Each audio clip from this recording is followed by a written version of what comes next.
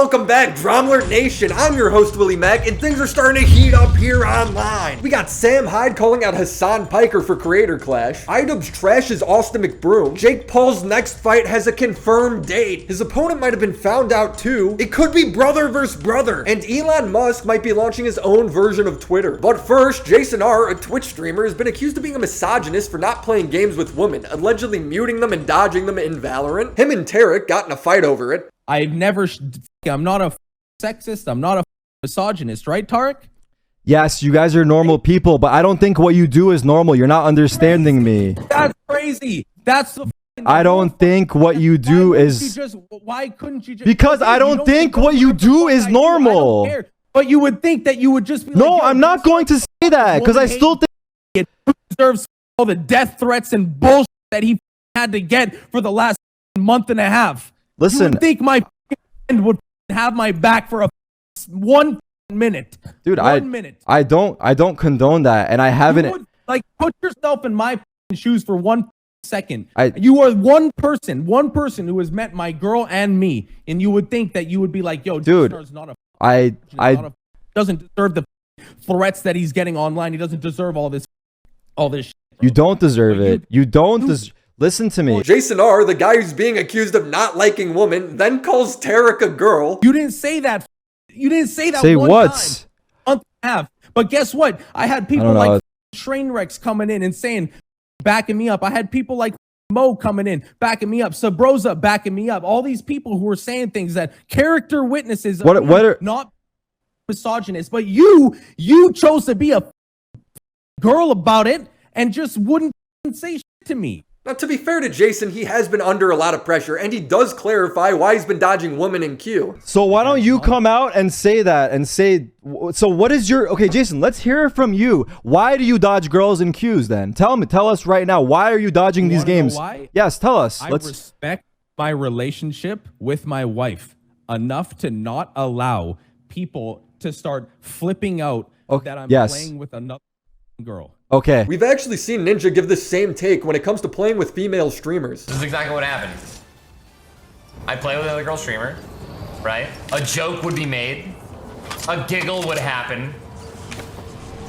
Right? And then this is the YouTube video, ready? Ninja flirting with so-and-so and Jake Ostie angry? Like clockwork. A video like that would be up in less than 10 minutes.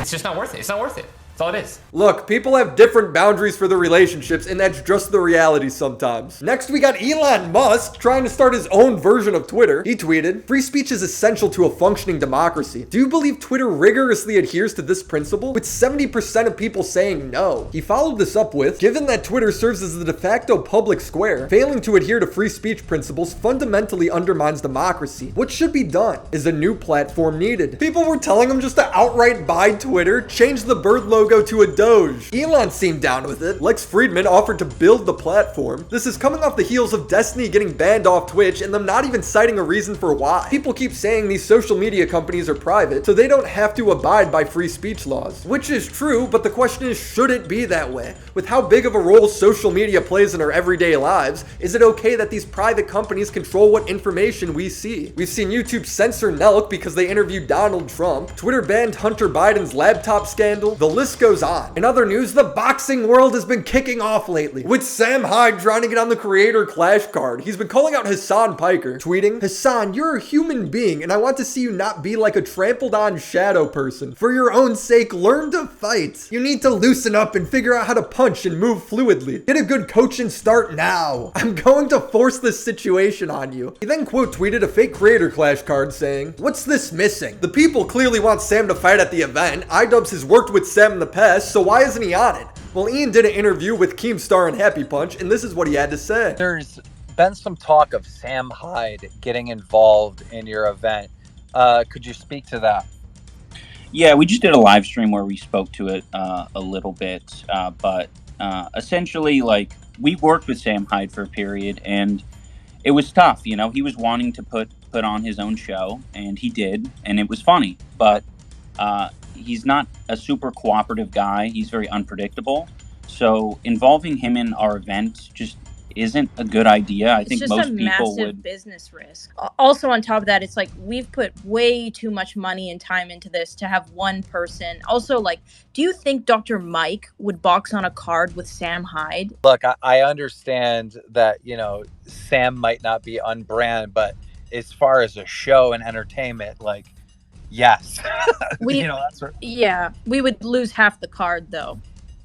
Like, legit, actually, and all the sponsors. Yeah, I can think of a ragtag group of people that like Sam could probably box with in the future, or an event you know that he would probably have to create, and that would be cool. Some crazy event with all sorts of non-brand friendly people. I think that'd be awesome, but it's just like not really a discussion for us. Yeah, we can't entertain it. Sam Hyde is apparently too edgy for iDubbbz. Look, if Vitaly, who's been arrested for assaulting a woman, can get on a boxing card, I don't see why Sam Hyde can't fight.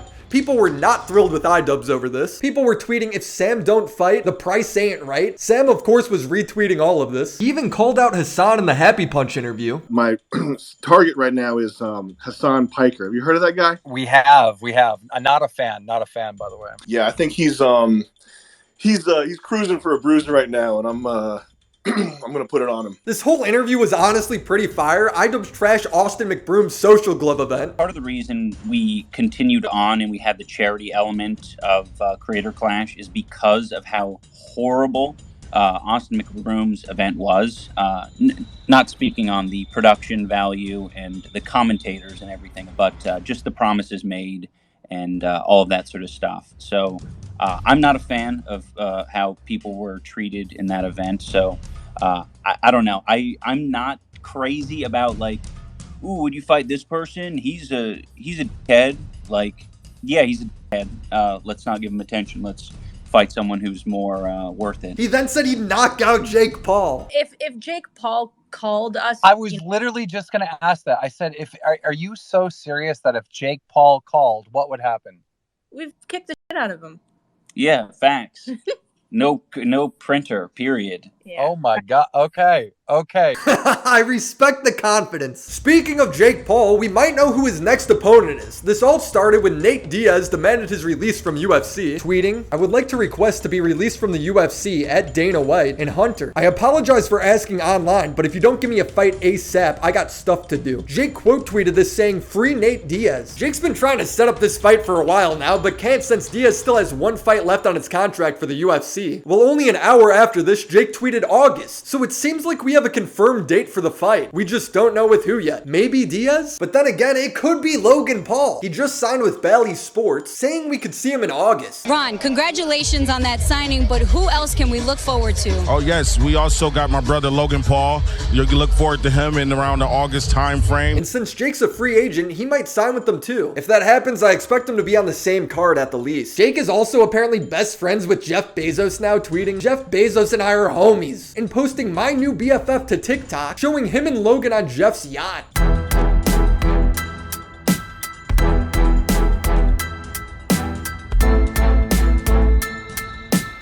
This is proof we live in a simulation. After seeing this, Tana seemed ready to get back with Jake Paul, commenting, I watched this and rethought my life decisions. Randolph is apparently getting in the boxing game, posting a video titled, Who I'm Fighting at KSI's new boxing event. I want to fight in KSI's next boxing event. But why? Well, the obvious answer is that I need to get in shape. And having to fight may just be the motivation that I need to do that. The other answer is the clout. That sweet, sweet nectar, baby. I mean, look at this guy. Nobody knew who he was before the Deji event. And to be fair, we still don't.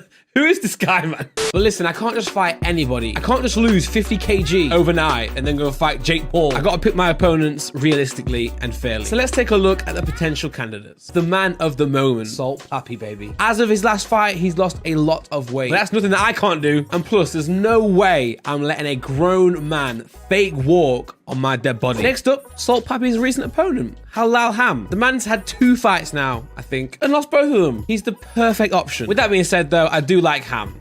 and cheese. Well, Ham responded on Twitter, even with cancer, I'd F him up. Salt Poppy said, I'm ready. Even Overflow was trying to get in on the action, posting, if you're looking for a dance partner, I'm open to it. But it's not just Randolph who's trying to get on the card. Jarvis made a video calling out Bryce Hall, Gibb, Deji. Got more experience than me, but bro, I'm down. Bryce Hall, this is also another good one, you know, he's similar weight and height to me. You know, these ones like Deji, Gibb, Bryce, they're all people that are similar height and weight to me, so it makes sense. Makes the most sense for me to fight him. Sick fights. I hope he loses just because his background music is really annoying. In other news, Gideon might be the biggest troll I've ever seen. He was courtside at an NBA game when he decided to get his hair cut.